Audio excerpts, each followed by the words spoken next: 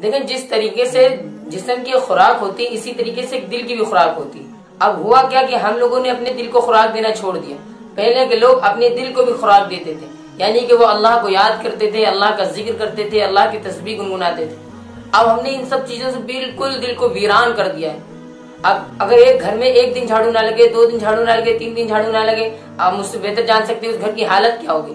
तो जब हमने अपने दिल में बिल्कुल ही जाना छोड़ दिया, उस पर झांकना छोड़ दिया और उसको खुराक देना छोड़ दी अल्लाह की, तो दिल भी वीरान हो गया। अब दिल में खलजान मचना शुरू हुई, डिप्रेशन का शिकार इंसान होना शुरू हुआ, दिल परेशान रहता है। अब उसके लिए आदमी इधर उधर दौड़ता है, अंग्रेजी दवाइयां खाता है, डॉक्टरों के पास जाता है। अंग्रेजी दवाई अक्सर गर्म होती, वो आप खाते तो और दिल ओझल होता है और परेशान होता है, फिर आदमी नींद का भी शिकार हो जाता है, नींद भी नहीं आती।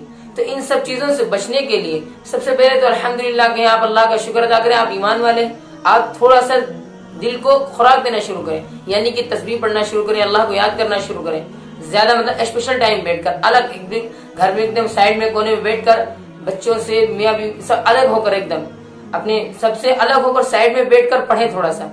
बहुत ही मुजर्रब अमल है, आपको दिली सुकून मिलेगा।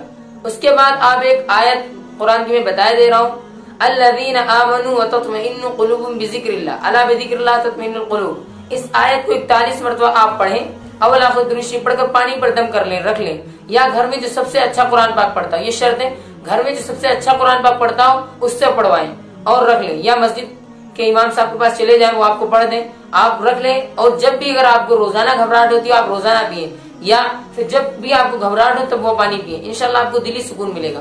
और अपने दिल को खुराक देना शुरू करें जिक्र की, आपका दिल इंशाल्लाह मुतमईन हो जाएगा। हमेशा याद रखें, इस चीजों को हम भूले हुए हैं, इसलिए हम ज्यादा परेशान होते हैं। हर वक्त दवाई के चक्कर में ज्यादा ना पड़े, क्योंकि वो आपको और उलझन में डाल देती है।